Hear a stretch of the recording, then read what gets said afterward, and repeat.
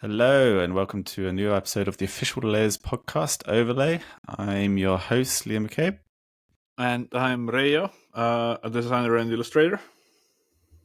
Just before we get started, if you're looking to support Layers or overlay, then you can join Layers Plus today and gain access to additional features such as analytics, scheduling, profile customization, and more.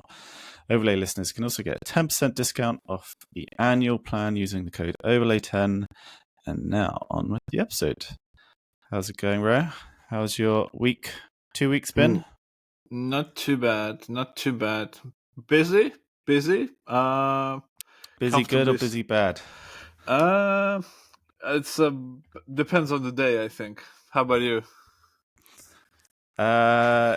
It's been pretty good on my side, to be honest. I don't really have any major deadlines. I guess I do, but it's kind of like the end of the month. So it's getting closer to the end of May. Then I'll be a bit more.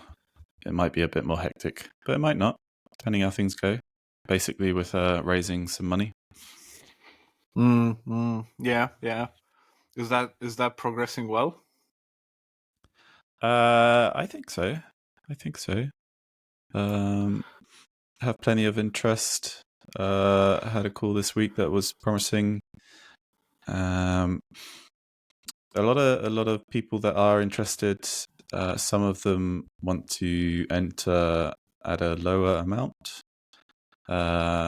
which I'm not opposed to. It just means you have to break down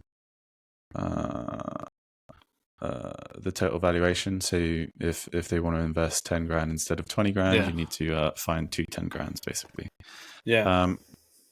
So I'd love to include everyone really, but if I include more smaller amounts, that's more work for me to try and find more people.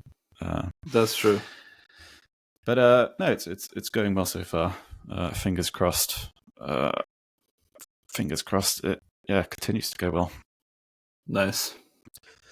What type of work are you doing at the moment? Animations. I've got a plethora of client animations that I need to work on. Surprisingly, most of the clients are actually kind of working in a similar industry or similar industries at least. Like for some reason, I tend to attract people who work in crypto or people who work in fintech or fintech adjacent things, stuff like that. So it's very interesting, and the problems are quite complicated, I think. So like describing a complicated idea in a simple animation takes a lot of process to get to a good result there. All right. Do you do a lot of how do you work? Do you do a lot of storyboarding, or how do you come up with the general concepts, and then when do you decide to go into actual high fidelity, whatever it is? I think it happens differently for each client or for each project, because they're so right now, at least, they're so different in their scale and what they consist of. But I think the deciding on the direction that will lead to a high fidelity animation, that actually happens quite early on.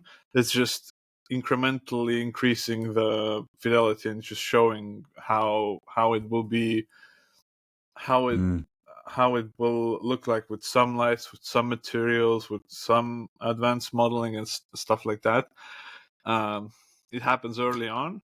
They just don't see the high fidelity yet. Right. All right. You do like a low res render. Have clients ever just like scrapped and wanted to start again? Not this year, but last year. Last year, one of the final projects I did, which I basically, when I took that project, I almost knew for a fact that it's going to blow up in some way. It gave me so many different red flags. It was crazy. Your spider sense tingling. Yeah, 100%. But that was also what sort of made me interested in the project, because I felt like if this doesn't blow up, then it will be some sort of a miracle. Like I need to experience that miracle. But sure as shit, it did blow up, of course, because they hired me to do one thing, and in the middle of it, in the middle of making that one thing, they kept like wavering on the direction anyway. But sort of in the middle, they saw not a competitor, but someone popular dropped a new product sort of demo video that they really liked, and they were like, I want this. I want like this exactly, frame by frame. And I was like, A, I'm not gonna do frame by frame like basically plagiarism, and B, we've already been working on something completely different. So either we increase the budget like tenfold, or we scrap the project. And what did happen? We scrapped the project. You scrapped it. You were done. Yeah. You fired them. We fired each other, yeah. Oh no, that's the right move, I think. They sounded a bit demanding. Or they sounded like they didn't really know what they wanted, maybe. No. And it was they were really, they wanted to, the communication happened on WhatsApp, which to some is a red flag in itself. But I find it, it can be okay with some clients. But they really wanted to send me voice notes about like feedback and such. And I quickly told them, no, I need everything in writing, because I needed screenshots later on.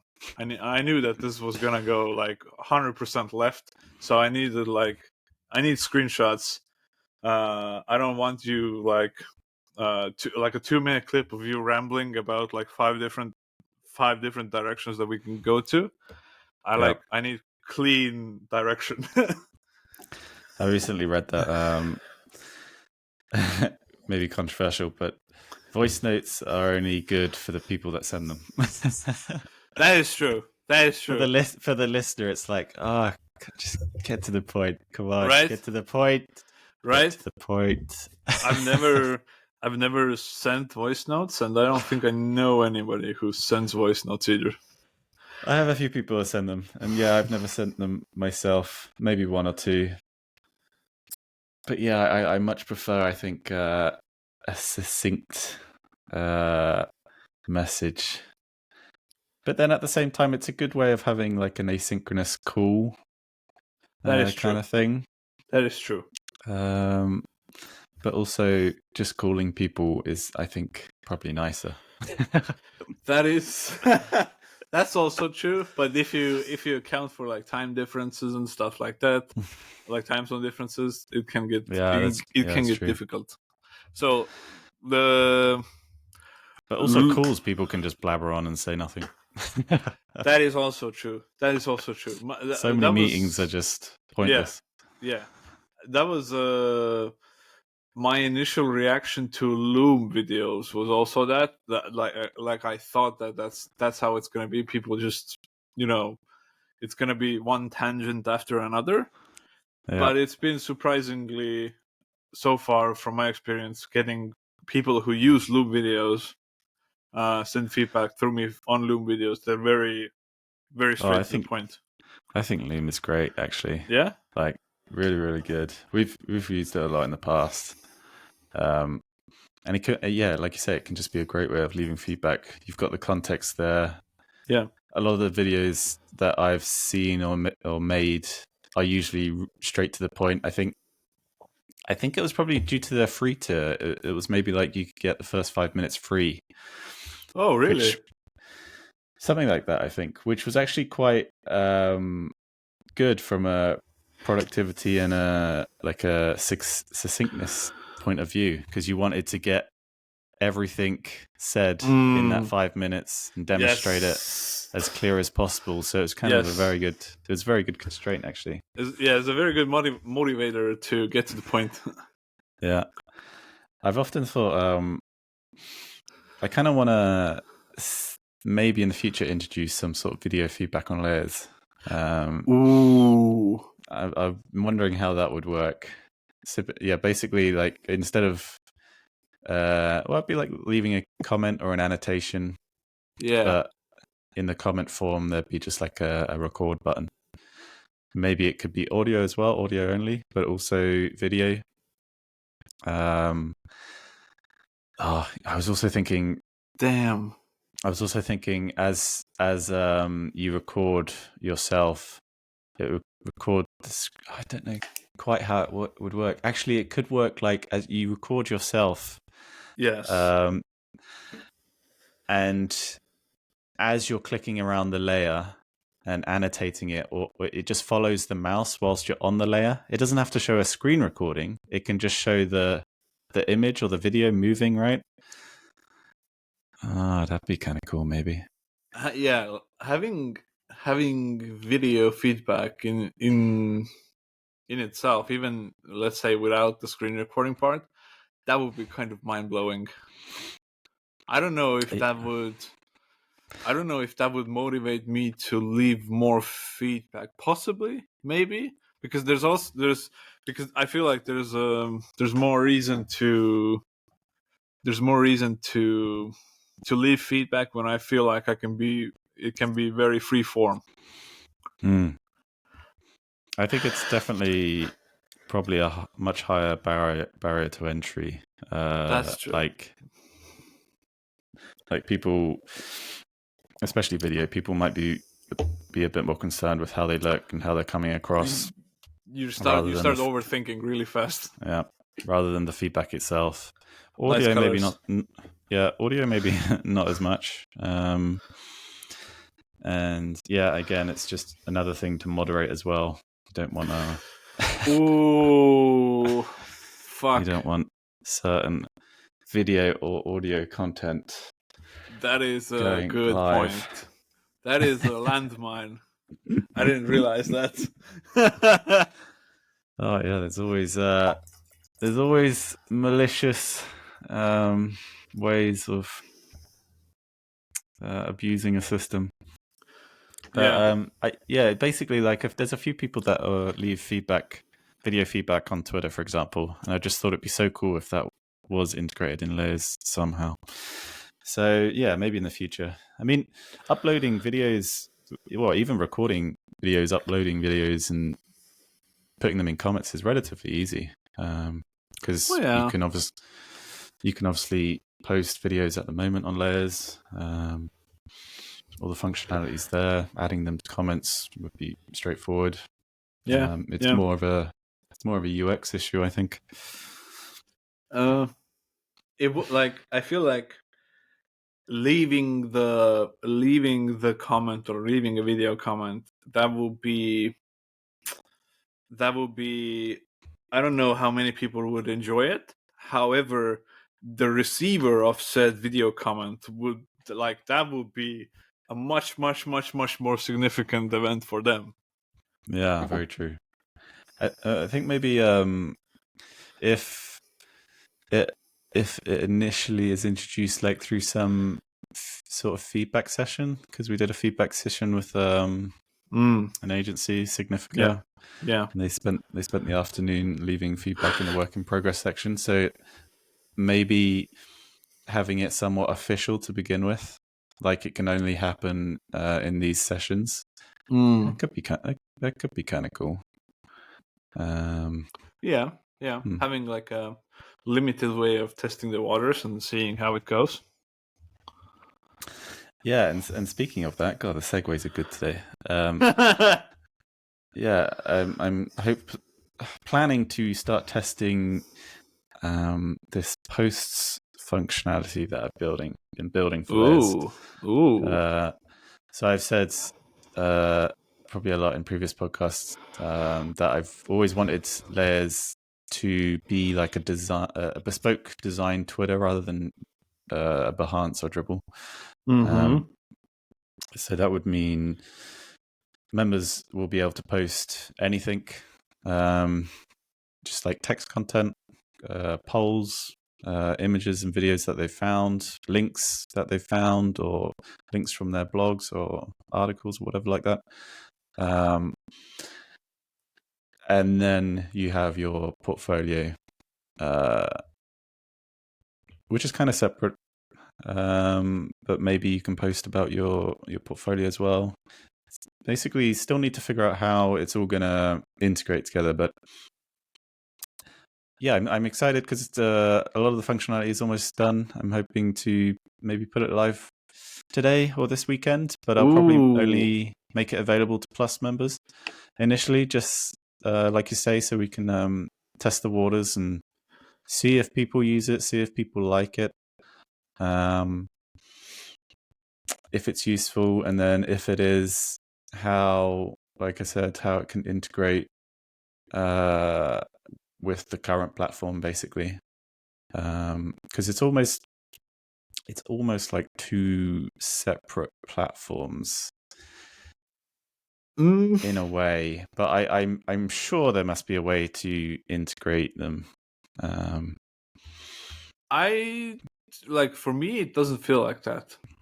I mean, like, from what I've seen, like, this feels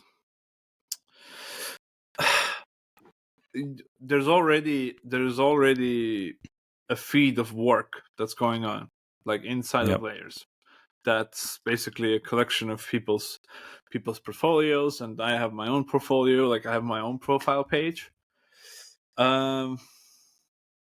To add sort of free-form writing to that feels like a natural expansion of the whatever the layers, sort of like a suite of products, a suite of features it is. Like, that feels... No, don't say sweet. You're not like, going to go down the Adobe route. Yes, that feels like a natural expansion of that to me. So I'm not worried about them feeling separate, but it is going to, like... I think the concern is, though, like, if you... Twitter is already there. Yeah. But you might want to post something that you don't want on your portfolio, right? Or you might want to share something.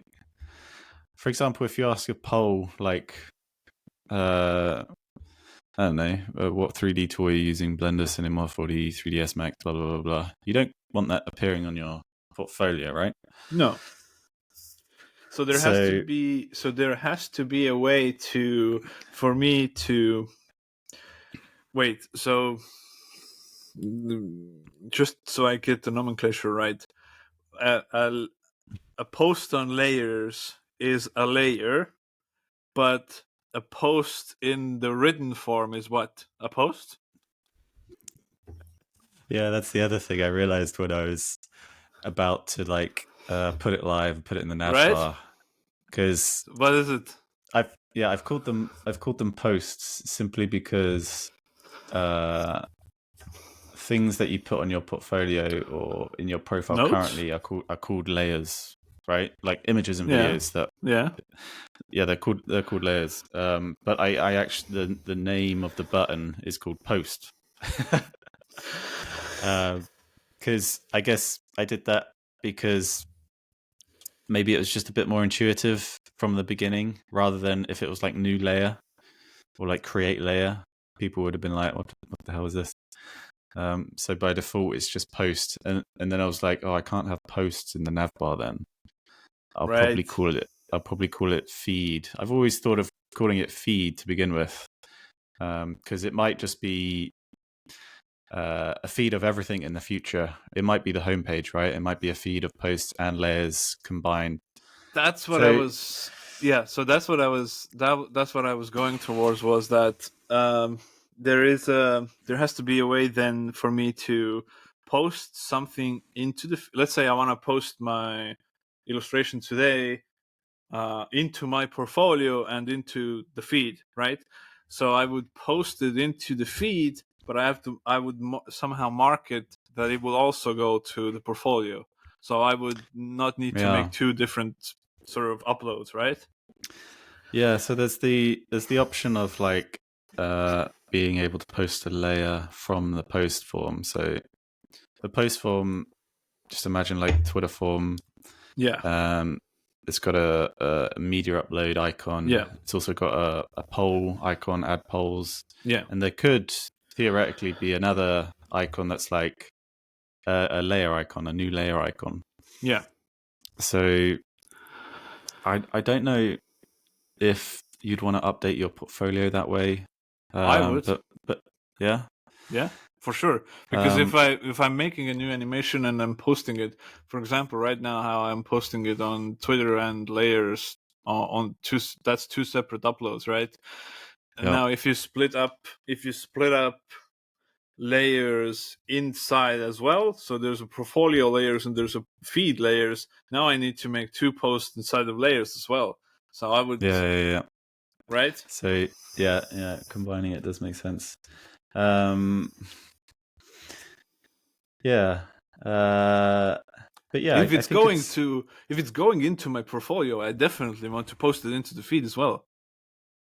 Yeah. So, but does it automatically get put in the feed when you update your portfolio? Like almost like activity, you know?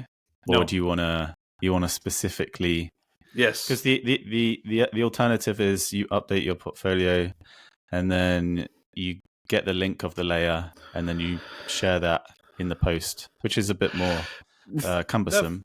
That feels like there should be a button to do that, to like post to feed as well. Share to feed. Yeah. But should it be that way around or the other way around? So you get what I'm saying? So you post your portfolio from posts, or you share a post once you've updated your portfolio? I feel like there could be like the product could in some way, because I'd see it as like a status update, right? Like you update your portfolio and then you want to share it on the feed. You're like, oh, I've just updated a new illustration. What do you think? But then I would do it. I would do it starting from the feed, because that's when I can mark it out that yes, this also goes into my portfolio. Bam! I would do it that way. I wouldn't, but also having like update, like posting something into my portfolio and then in there marking that yes, post that to the feed as well. That would be. I think these could be like cross-linked. So whichever way you find it comfortable to do, you can do. Yeah. So I guess I'm hoping. When I open this up to Plus members, maybe we'll just figure it out. And the good thing about posts is like people can just make a post, right, and comment on it. So that's what I'm looking forward to. Like, they can just be a bit meta about it and post something like, "Oh, it would be great if this worked like this," and I'd be like, "Oh, finally, I have a discussion area where people can talk about that stuff," right? Because there's feedback on layers is like people can message me on layers itself or DM me on other socials, but actually having a discussion area on the site, I think I'm looking forward to. But this raises a question for me in the sense that let's say I update my portfolio from the feed, right? So I post something in the feed, just however it will be displayed. Basically, something that shows me the illustration or the animation and shows that this went into the portfolio as well. So this is a portfolio piece. So now there's ways to respond to this event in the feed. So you can leave comments there. There's also comments in that portfolio link specifically, right? So that piece still exists in the portfolio and that has its own comments there as well. Are these two going to be combined in some way? Or when I go into the portfolio piece, is there a way for me to see there that this, like in the portfolio, it has no comments, but from the feed, like people responded it to like this because it was shared into the feed as well? Yes. See, these are the questions. I mean, to be honest, I saw a lot of similarities with Facebook. Out of all the platforms. Yeah. So, well, basically, if you share a photo or any media, on Facebook, it appears in the feed as a post as well. But when you click on the actual image and video, it takes you to the full screen view with comments, right? Yes. So it's almost like a layer is like a specific media view, which does have the full screen view with comments on the side, etc. Whereas if you post other images that you're just sharing, like a flipping meme image or something like that, you won't necessarily open it in that full screen layer view, right? That's a good point. I like having that. So it's like a specific media view. That's why, it's similar to Facebook in that way. Well, potentially it could be. But yeah, if someone posts a meme or a GIF or something, then you'd leave the comments on that post as opposed to the image. Interesting. This it sounds like, the more we talk about it, the more it sounds to me like a can of worms. Like there are a lot of like little intricate sort of edge cases here that sort of break the space-time continuum in some way. It is a challenge, I think, but it's also something that I do feel strongly that it should exist, you know? Like you should having a platform that allows you to build a portfolio and connect and grow your reputation and network seems like it should be. Yeah, I agree. In one platform. Yeah, that's a very like I think to designers, I think that's an easy sell, right? You can take the niche design Twitter part and implant it into an actual platform that's built for that specific industry, right? Yeah. Whether how many people will actually transition over, that's hard to say, because there's like Twitter still has so many other, I would say, benefits, or like there's already such a pre-existing audience there that's going to be hard to convert. But also Twitter has a lot of they have a lot of reins on the show, right? You can report people. Like there's rules on what you can post and what you cannot post, especially with written content and such. How do you plan on addressing that? Well, there's going to be a report feature. I mean, it's already somewhat worked on, being worked on, including like mute and block and all that sort of stuff. A lot of that stuff is actually already implemented somewhat in the back end. Oh, nice. And so it's just putting it in the UI. But yeah, I was gonna say something, but I can't remember now. But there, you don't. Well, it's hard to. It's. So I was basically just gonna be like, I will probably still use Twitter, right? I don't want this to be just a layers Twitter. I want it to be something that's just a bit more useful for connecting, right? That's what it should be about, and learning, and asking questions, like. Because, like you say, I'll continue using Twitter for design, but also non-design related topics. Right. And I don't necessarily feel like we should expect people to need to post on both platforms, right?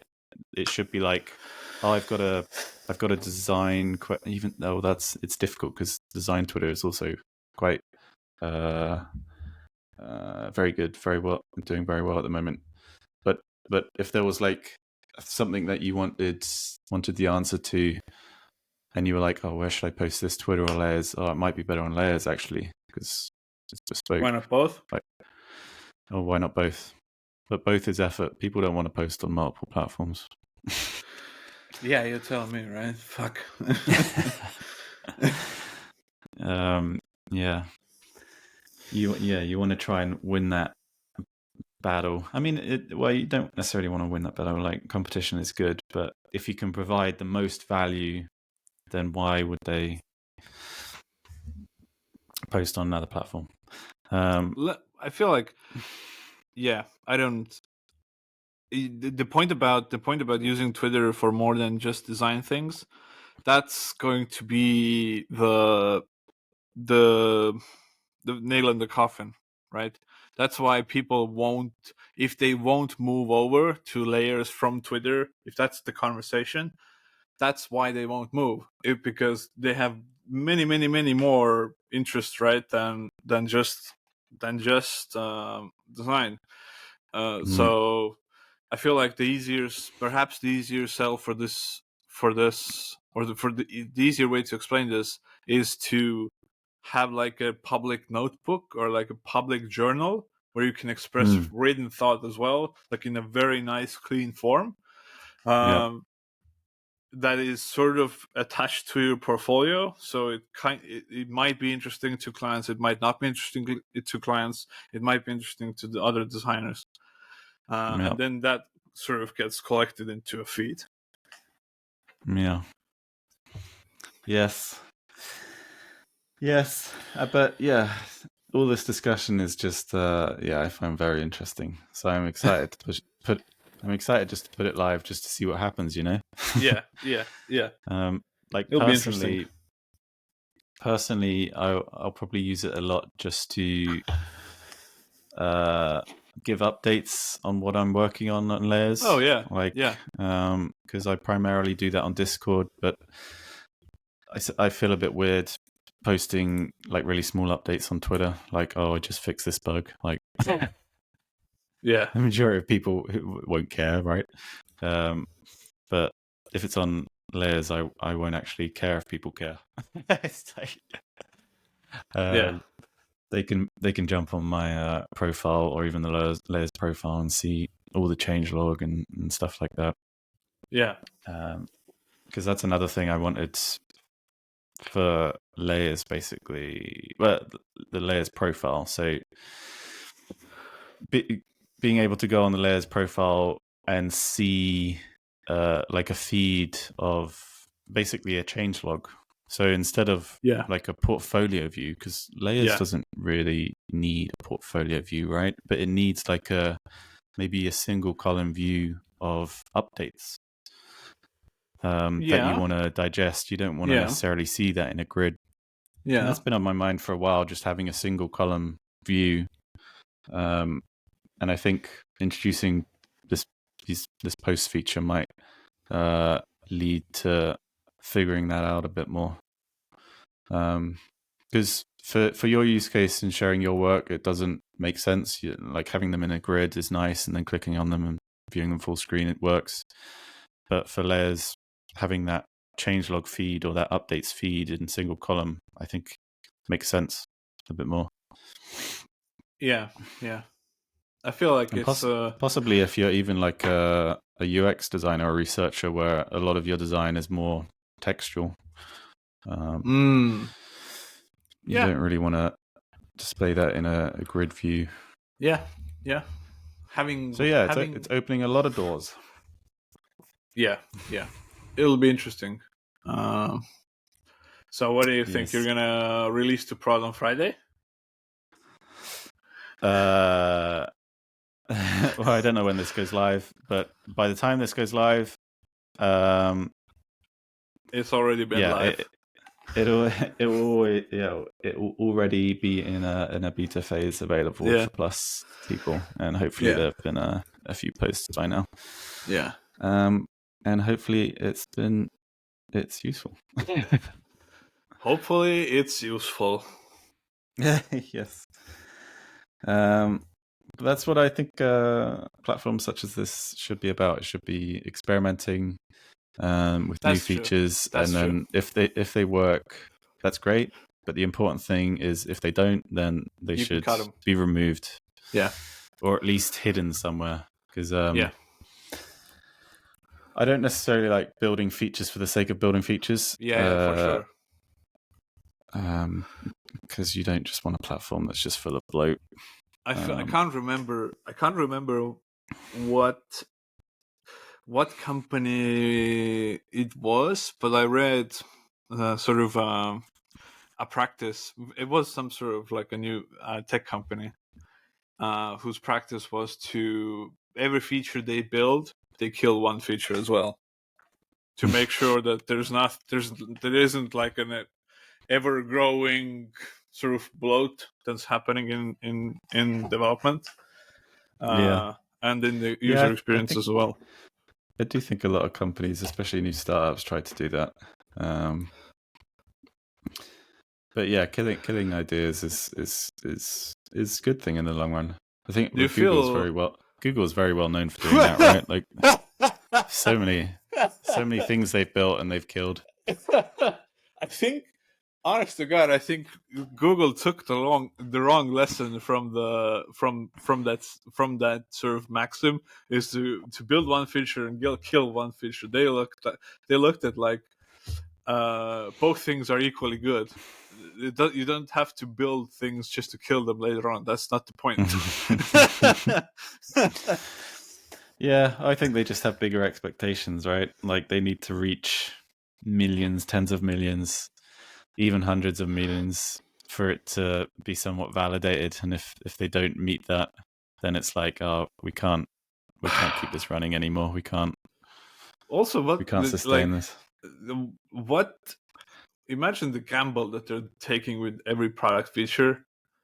Like, what? Like when you release a new feature, let's say colors or let's say feed. Like, how many users using them would you consider the feature then to be a success? Yeah, it is very true. Yeah, because like currently on Les, not many people go on colors, and I'll probably hide it away in a nav drop down later or something. But I wouldn't want to ever remove it, right? Because I think it's useful, and I think people that use it think it's useful. So yeah, like you say, what percentage what percentage means it's a success? Don't know. Yeah, and so in Layer's case, it's a small number of people compared to when Google's launching something.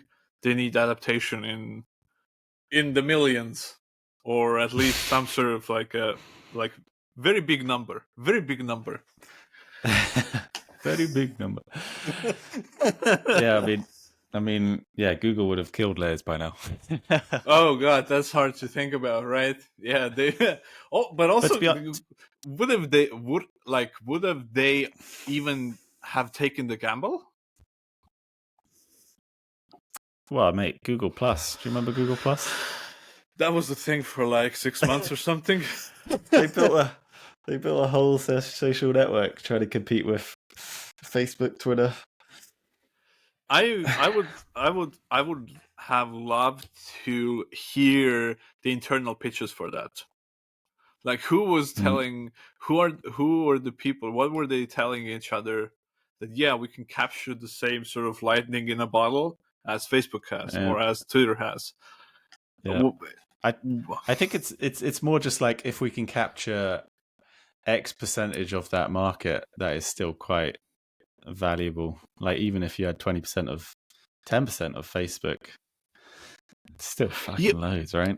That is true, but two things. A, they're Google, so that's like, are they the company to make a social media platform? And B, they're Google, they're not that cool. Like Facebook used to be very cool. They used to be like Google is not that. And I think they understand it themselves now. They might not have understood it then. I think the one that always surprised me was Google Wave. Did you ever use Google Wave? I don't even know what that is. Like, fuck thing. Was that like a thing for 3 days?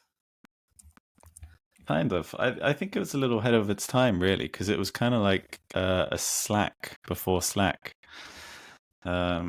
Actually, I'm assuming it was before Slack. It must have been. No, this is ancient. Yeah, right. 2009. Yeah, this is 14 years ago. But they were trying to do something similar to Slack, I thought, like turn emails into like instant messaging type thing. It looks like that. It was basically like a UI for IRC. Yeah, exactly. We have IRC. So it's like making that available to the masses, basically. And it lasted almost 10 years. Oh yeah, yeah, that's quite long. But they were also marketing it in like quite a professional way, right? Like you can use Google Wave instead of email, similar to how Slack marketed themselves when they started, right? Yeah, but this is reminding me of reminding me of the situation of yes, there were like touchscreen phones before iPhone, but the iPhone was the thing that sort of made it go, told everybody like this is the way to do it. This is a similar kind of thing. We just needed Slack to do it. You think the UI, the UX is ultimately what sells it in the end? Slack was cool. That's the thing, I think. Yeah, that's true. It was cool. Now it has like that, that sort of musty corporate smell to it. Not that pleasant anymore. Yeah, no, it's just struggling from being around for so long. Imagine, and imagine how many people they've managed to traumatize with the swish click. Like every time I hear it, I'm like a Pavlov's dog. Like I'm triggered by it. It used to be amazing. People loved it. Oh, what a great little sound. Yes. Now it's a source of nightmares. But like being cool is like, it's almost like a young, new, fresh thing, right? You can't. And it's temporary. It must be very difficult to be. Yeah, it must be very difficult to be 10, 20 years old and still be cool. Layers is gonna go through the same shit. Is gonna go through the same shit. Like I feel honestly, I don't think we're in the cool phase yet. It's coming. Like I can feel it coming. People are starting to understand how it can be cool. So and then there will be the cool phase, which is like how long that grace will last, who knows? But after that, what phase is this then? Like pre-K, like pre-kindergarten or something like that. I don't know. This is pre-cool, pre-adaptation. Cool. Yeah. I don't know. Yeah, I think there's I kind of agree. Hopefully, I think when it reaches a certain critical mass, then it's still fresh for a lot of people, right? Yeah. So as soon as it reaches everyone that it can reach, then it's going down because it's no longer fresh. It's no longer new to anyone, right? Or it's new to a lot fewer people. Yeah. And then there's gonna be newer and younger competitors, and then you're gonna have to compete on the features, and it'll go. Yeah, it'll compete be difficult. On features. I don't know. I think. I don't know. The most important thing is the community, I think. That's true. But you're also like, I can tell you're thinking about like lots of new and interesting ways to augment the product as it already is. Like video feedback and stuff like that. So those are kind of novel and interesting features to plug in. So it's not just a community; it's also like the interesting tools to give to the community. Yeah, very true. Very true. But yeah, I don't know. I mean, ultimately, I think I've maybe told you in the past, I'd love to do some events, in real life events. I want to start doing those quite regularly soon. Maybe the one in June will spark something. I'm hoping to do like a one in June because I started Layers 2 years ago in June. So having a little anniversary then might be quite nice. That would be nice. And then, yeah, I'd love to. I think it's a natural progression of communities if they grow. Like if Layers continues to grow, I think a lot of people will want to start meeting up,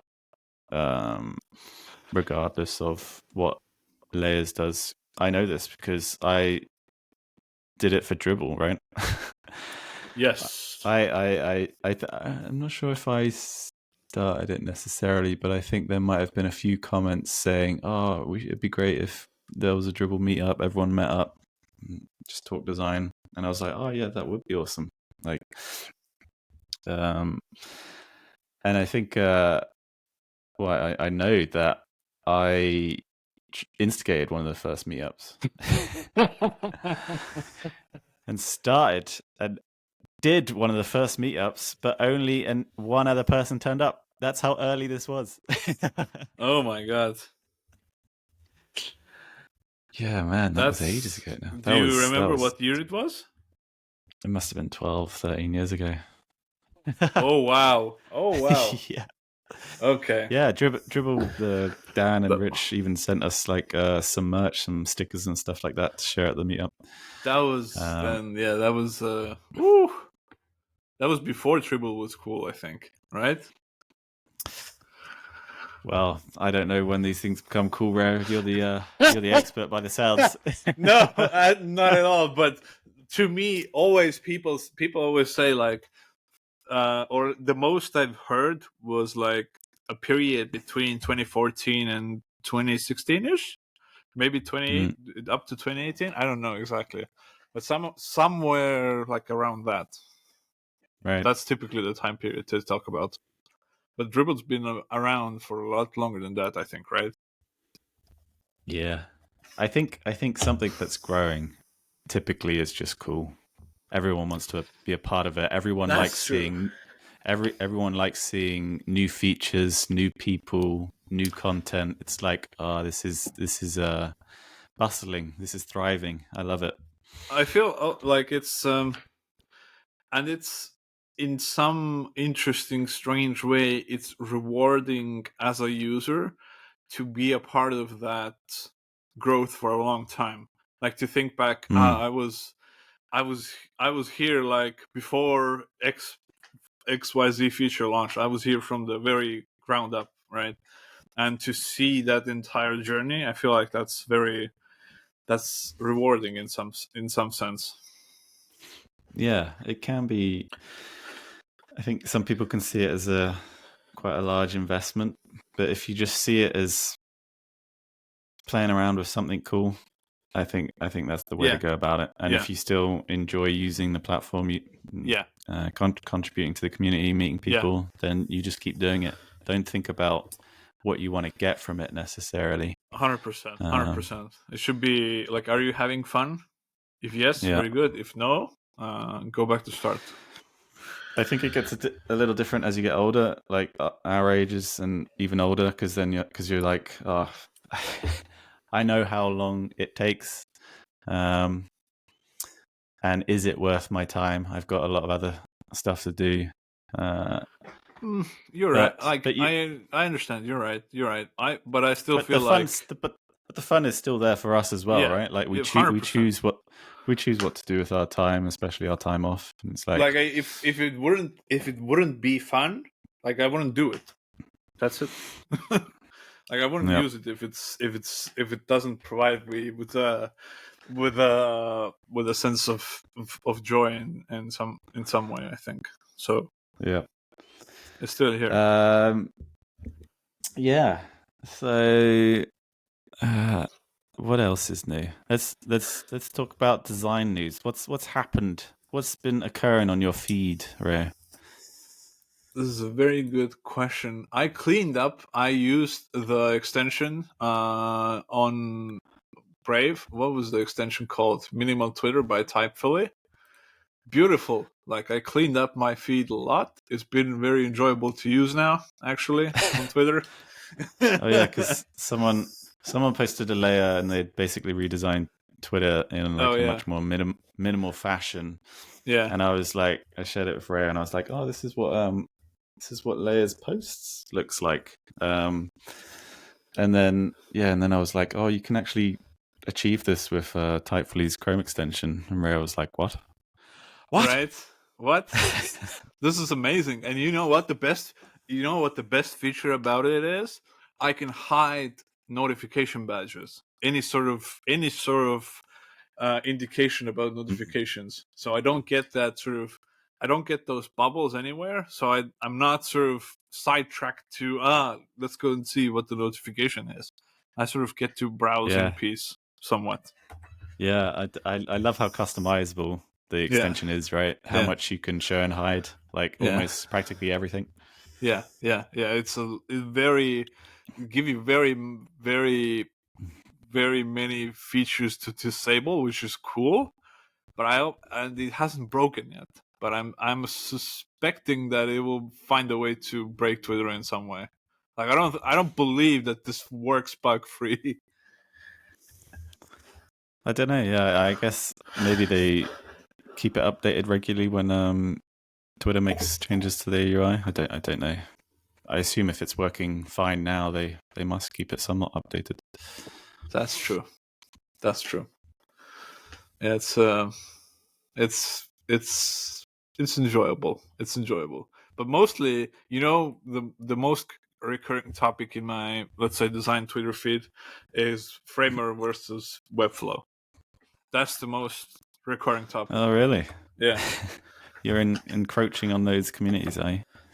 I think I follow people from both, and they're both very strongly opinionated. I think that one of them is better or the To other is put it better. lightly. Yeah. But also, I feel like there are people with at least like a balanced opinion to say that yes, one like they both have strengths and they both have weaknesses. I haven't yet used both in detail, like deeply figured out how they work, so I have no opinion on it. But I'm glad that Yeah. people like this has become a huge part of design businesses, I think. Yeah. Yeah. Like my partner and co-founder of Codemundo, she works with Webflow a lot every day.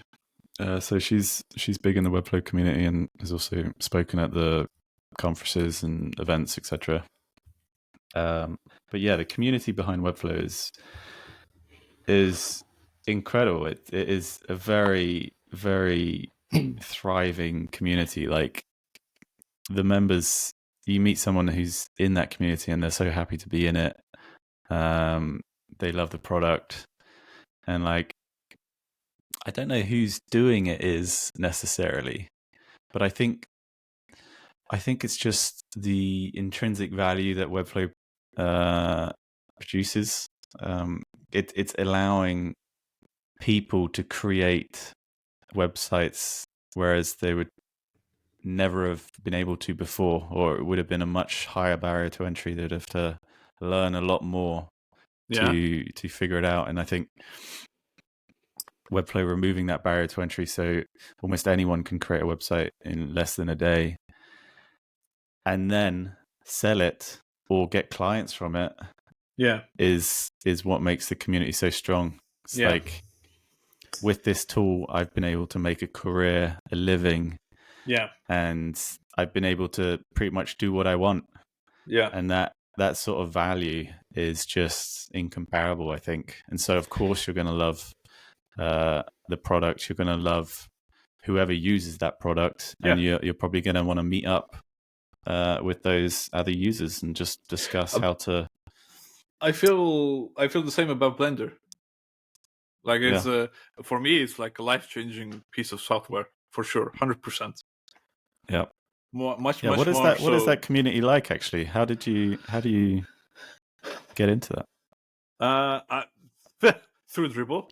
Oh yeah. I saw like a lot of 3D illustrations on Dribble, and I was like, this looks fucking amazing.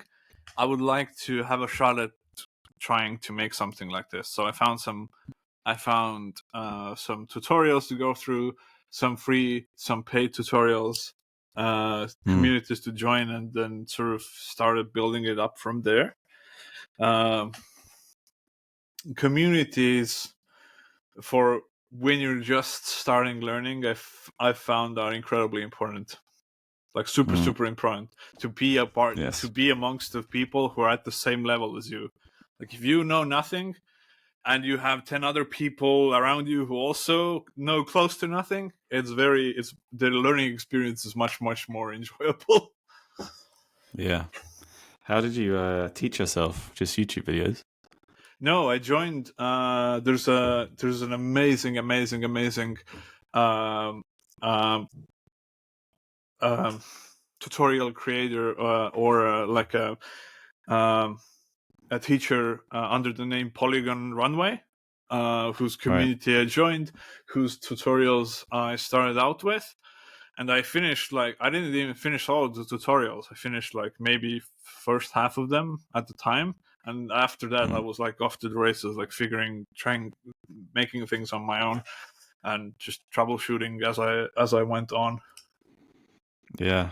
I've dabbled numerous times. Like I've probably done the infamous donut tutorial 3 or 4 times. The donut father. and similar to After Effects, like Copilot, Video Copilot, I did those back in the day, but I never jumped right in, or I never got hooked in like what I'm doing now, like coding and design. Yeah, I'd love to, but I think it is just a lot of time that I need to dedicate to it, right? It needs, yes, there's definitely a learning curve. There's definitely hardware requirements at some sort, at least. And those hardware requirements also will put limits on what you can and cannot make reasonably, I think. It's not going to be easy, but I think it's going to be worth it. Yeah. So yeah. I don't know. Yeah. I was going to say I've always wanted to be able to master After Effects and some sort of 3D tool. I mean, I did 3ds Max for a year in university. Oh, so really? I became quite experienced with 3ds Max, but I never wanted to use that full time. I wanted to use something like Blender. Actually, previously I think I was more into Cinema 4D. And maybe it was just the combination of using so many different tools. I was like, I could never stick to one. Yeah. Yeah. And then I was just building websites. So I never really needed some 3D stuff. Yeah. And then, it wasn't till recently, like similar to yourself, you're like seeing all this cool 3D stuff. You're like, I want to make some of this. Yeah. It is. It's you have to make a choice on how you spend your time, right? If I hadn't made the choice to start learning 3D, I would have picked up something else. Like maybe I would have picked up like Framer or Webflow, or maybe honest to God coding by itself. Who knows? But 3D, that's what I'm very lucky. I feel like I'm lucky that I did pick 3D because that's something I immensely enjoy. Like I could do this for the rest of my life without a problem. So I lucked out with that.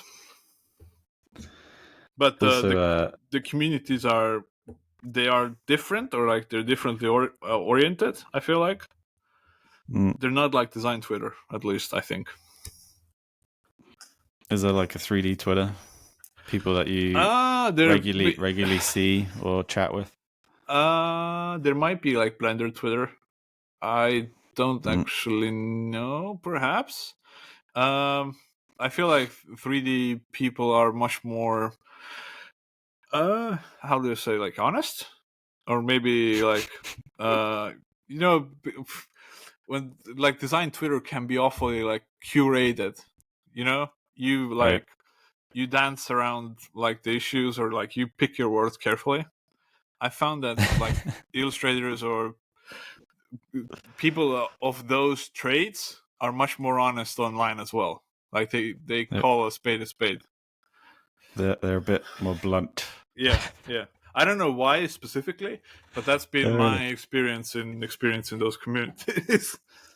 To be fair, yeah, thinking of I only know a few, and I can only recall a few tweets, so obviously generalization, but yeah, they have been quite blunt. Right. Or not afraid to share what they really think. Yeah, put it that way. And that's kind of refreshing to me, I feel. Yeah. There's not like there's, at least I don't perceive that there's a huge facade of between who the person is and who they're projecting to be, I think. Well, that must be nice, to be fair. Yeah. Whereas on design Twitter, like, if I didn't see the profile picture and the name, like, these tweets could be coming from like whoever. Like there's often very minimal personality in them, I feel. That is true, actually. That is kind of true. Yeah, but that's, I don't say that's a fact. That's just how that's your experience. That's my experience. Yeah. No, I think I do have a few people that do share their opinions quite a bit.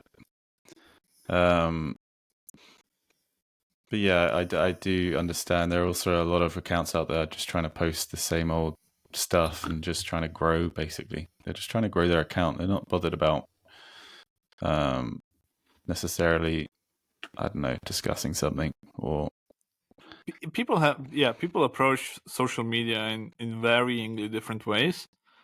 It means a lot of different things to people. Some look at it in a very cold sort of, this is just a tool that I'm using to find clients or grow an audience or something like that. Yeah. And I feel like that very easily leads to like engagement farming and like all sorts of stuff. I personally feel like when I'm gonna tweet something or when I post something, that's what I actually mean, or that's what I actually think. Like I'm not gonna engagement farm for the sake of it. Yeah, I've seen a few of your recent tweets. Like you say, quite blunt. I can't remember what one of them was, but it was quite funny. I was like, rare, jeez. Did I say anything? I don't think. Mostly what 95% of the things I post is just work. Like I don't get on my soapbox that often. Occasionally, you might reply to some stupid thread or stupid comment. That's the thing I can't help. I think like I might.